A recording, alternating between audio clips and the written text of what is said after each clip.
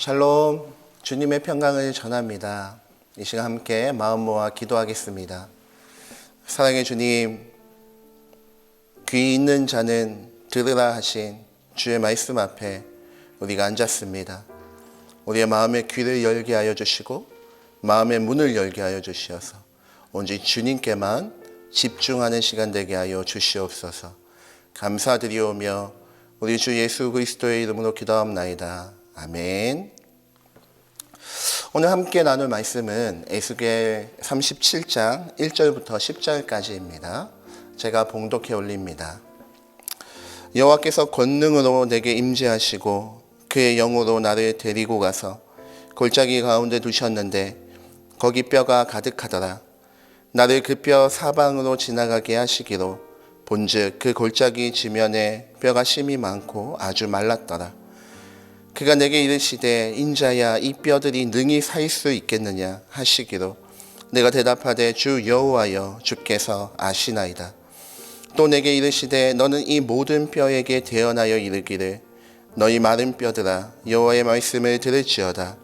주 여호와께서 이 뼈들에게 이같이 말씀하시기를 내가 생기를 너희에게 들어가게 하리니 너희가 살아나리라. 너희 위에 힘줄을 두고 살을 입히고 가죽으로 덮고 너희 속에 생기를 넣으리니 너희가 살아나리라. 또 내가 여호와인 줄 너희가 알리라 하셨다 하라. 이에 내가 명령을 따라 대언하니 대언할 때에 소리가 나고 움직이며 이 뼈 저 뼈가 들어맞아 뼈들이 서로 연결되더라.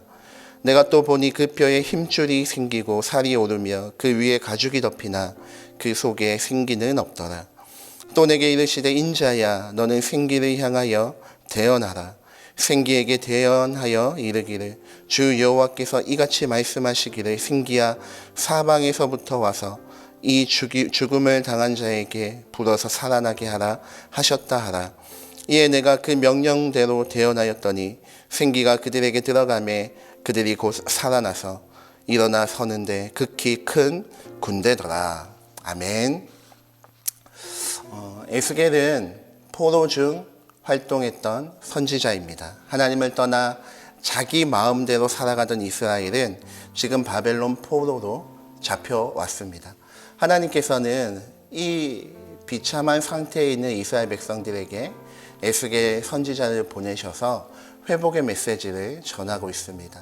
특히 에스겔 33장부터 48장까지 회복의 말씀을 전하고 있는데요. 그 중에 가장 핵심이 되어지고 중요한 말씀이 오늘 함께 읽었던 마른 뼈 환상입니다. 이 환상은 하나님의 마음을 잘 보여주는 환상입니다. 하나님께서는 바벨론에서 마치 마른 뼈와 같이 그렇게 지내고 있는 이스라엘 백성들에게 이 환상을 통해 회복을 약속하시고 다시 하나님께서 살려주실 것을 보여주고 계십니다. 1절 한번 같이 보겠습니다. 여호와께서 권능으로 내게 임재하시고 그의 영으로 나를 데리고 갔다. 이렇게 1절에 말씀하고 있죠. 이 표현은 에스겔에 5번 정도 등장하는 표현인데요. 하나님께서 에스겔에게 어떤 환상을 보여주실 때에 이 표현을 하고 있죠. 그래서 실제로 에스겔이 어디 골짜기로 간 것이 아니라 하나님의 환상이 에스겔에게 임하였음을 보여주는 표현입니다. 어떤 환상입니까? 1절 중반부터 보시면 골짜기 가운데 두셨는데 거기 뼈가 가득하더라. 2절 나를 그 뼈 사방으로 지나가게 하시기로 본즉 그 골짜기 지면에 뼈가 심이 많고 아주 말랐더라.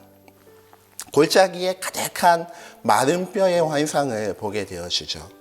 이것은 이스라엘 백성들의 현재 모습을 보여주는 것입니다. 골짜기에 뼈가 가득하다 상상만 해도 너무나 비참하죠.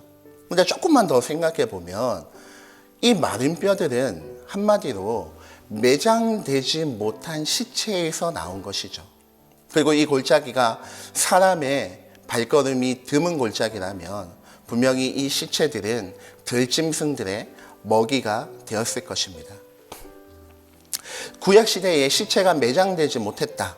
또 짐승에게 먹힌 바 되었다라는 것은 하나님의 심판과 하나님의 저주를 보여주는 의미이거든요. 여러분, 대표적으로 구약의 이세벨을 생각할 수 있죠. 하나님의 말씀과 명령을 받은 예후가 이세벨에게 하나님의 심판을 실행하기 위해 다가올 때에 내시들이 그 이세벨의 그 높은 창에서 던져서 땅에 떨어져 죽게 만들거든요. 그리고 그 시체가 어떻게 되어집니까? 개들이 와서 그 시체를 먹어버리는 거죠. 이것은 이세벨의 죽음은 그냥 죽음이 아니라 하나님의 심판이요 하나님의 저주임을 보여주는 사건입니다. 제가 왜 이런 무시무시한 말씀을 여러분에게 드리고 있습니까? 이렇게 하나님의 심판을 받고 하나님의 저주를 받아 매장되지도 못하고 심지어 짐승의 먹이가 된 이런 마른 뼈들, 그리고 오랜 시간이 지나 완전히 말라버린 이 마른 뼈들의 모습이 바로 이스라엘 백성들의 모습이라는 거죠. 하나님을 떠난 이스라엘 백성들의 모습이 이처럼 비참하고 비극적이다라고 우리에게 보여주고 있는 것입니다. 여러분, 오늘도 마찬가지입니다. 하나님을 떠난 모든 사람들은 이 마른 뼈와 같은 모습을 보여주고 있는 거죠. 3절입니다. 3절 같이 한번 읽겠습니다. 그가 내게 이르시되 인자야 이 뼈들이 능히 살 수 있겠느냐 하시기로 내가 대답하되 주 여호와여 주께서 아시나이다. 아멘. 환상을 보여주시고 하나님께서는 에스겔에게 질문하시죠. 이 뼈들이 능히 살 수 있겠느냐? 마른 뼈가 소생하고 다시 살아날 힘은 마른 뼈한테는 절대 없습니다. 그리고 이 질문을 받고 있는 에스겔에게도 그 능력이 없죠. 그런데 누구에게 이 능력이 있습니까? 하나님께는 이 능력이 있는 거예요. 그래서 에스겔은 이렇게 대답하죠. 주 여호와여 주께서 아시나이다. 이 대답은 나는 모르겠다라는 의미가 아니라 주님 마음에 달렸다라는 거예요. 주께서 아시나이다. 주님이 하시고자 하면 이 마른 뼈가 그대로 있고자 하면 그대로 있을 것이요 다시 살리신다 하면 살아날 거라고 고백하고 있는 믿음의 고백이죠. 마른 뼈 자체도 생명을 줄 수 없고 에스겔 자신도 생명을 줄 수 없지만 하나님께서 일하신다면, 하나님께서 역사하신다면 이 마른 뼈에 생명이 들어갈 줄로 믿습니다라는 고백이 주께서 하십니다라는 고백으로 에스겔이 표현하고 있는 거죠. 사랑하는 성도 여러분, 마른 뼈도 살아납니다. 할렐루야, 아멘. 하나님께서 살리시면 살아나는 거예요. 절대 포기하지 마십시오. 하나님께서는 살리시는 영이십니다. 마른 뼈처럼 하나님의 심판을 받아 살아날 이유도 없고 살아날 어떤 행위도 하지 않았지만 오직 긍휼하시며 인애하시며 우리를 살리시길 원하시는 하나님의 사랑으로 말미암아 다시 살려주시는 것입니다. 그 하나님을 꼭 붙잡으시기 바랍니다. 그렇다면 무엇으로 우리를 살리십니까? 4절부터 10절까지를 보시면 두 가지 단어가 반복해서 사용되는 것을 볼 수 있거든요. 성경에서 반복해서 계속 나온다는 건 굉장히 중요하다라는 의미이죠. 첫 번째는 대언이라는 단어이고요. 두 번째는 생기라는 단어입니다. 여러분 4절을 보시면 이 모든 뼈에게 대언하여 이르기를. 7절 보시면 이에 내가 명령을 따라 대언하니 대언할 때에. 그리고 또 9절입니다. 9절을 보시면 인자야 너는 생기를 향하여 대언하여 생기에게 대언하여 이르기를. 10절에 보시면 내가 그 명령대로 대언하였더니. 대언이라는 말이 계속적으로 반복해서 나오는 모습을 볼 수 있죠. 또 한 가지 단어는 생기이죠. 5절에 보시면 내가 생기를 너희에게 들어가게 하겠다. 6절에 너희 속에 생기를 넣겠다. 8절에 그 속에 생기는 없었다. 9절에 인자야 너는 생기를 대하여 대언하라. 생기에게 대언하여 이르기를. 생기가 엄청 많이 나와요. 10절에도 그 명령대로 되어나 했더니 생기가 그들에게 들어갔다. 그러니까 마른 뼈가 마지막에 큰 군대가 되어 다시 살아나는 것은 이 두 가지로 인한 것이라는 거죠. 대언과 생기로 인한. 그렇다면 대언은 무엇이고 생기는 무엇입니까? 대언은 하나님의 말씀이죠. 또한 생기는 성령이십니다. 마른 뼈같이 죽은 자도 하나님의 말씀을 듣고 성령이 그 심령에 역사하시면 살아나게 되는 거죠.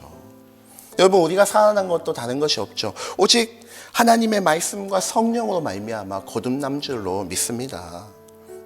우리도 마른 뼈였죠.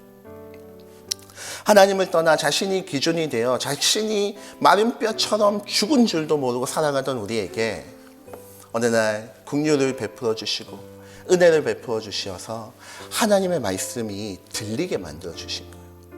그리고 들릴 뿐만 아니라 성령께서 내 심령 가운데 역사해 주셔서 들리는 말씀이 믿어지게 만들어 주시는 거죠. 여러분, 그래서 우리의 믿음은 그냥 내가 믿고 싶어서 믿는 믿음이 아닙니다.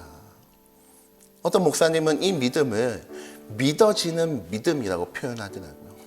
저는 이 표현이 정말 딱 맞다라고 생각해요. 여러분, 내가 하고 싶은 믿음이 아니라 믿어지는 믿음이죠. 내가 믿고 싶어서 발부둥 쳐가지고 믿은 것이 아니라 나도 모르게 어느 날 믿어지게 된 것이죠. 그것이 바로 성령의 역사이십니다. 그렇다면 살아난 마른 뼈가 자랑할 것이 무엇이겠습니까? 아무것도 없죠.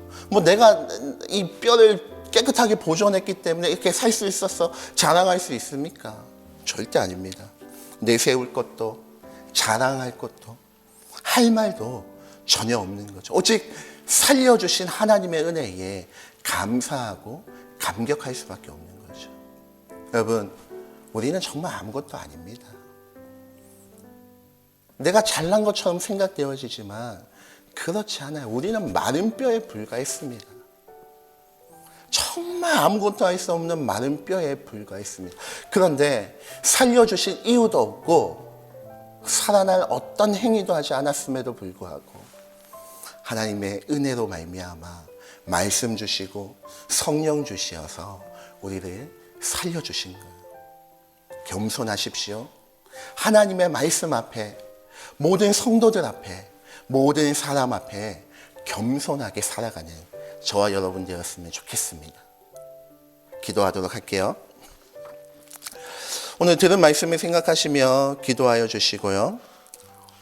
우리 신강교회가 세상 속에서 빛과 소금이 되어질 수 있도록 기도해 주시고 성도들에게 삶 가운데 항상 좋은 것으로 채워달라고 기도해 주십시오. 그리고 마지막으로 이 코로나19 사태가 빨리 종식되어져 전 세계적으로 일상을 되찾을 수 있도록 우리 기도해 주십시오. 우리 가슴에 손을 올리고 주여 우리를 회복시켜 주옵소서 외치고 기도하도록 하겠습니다. 주여 우리를 회복시켜 주옵소서. 사랑의 주님, 은혜를 감사드립니다.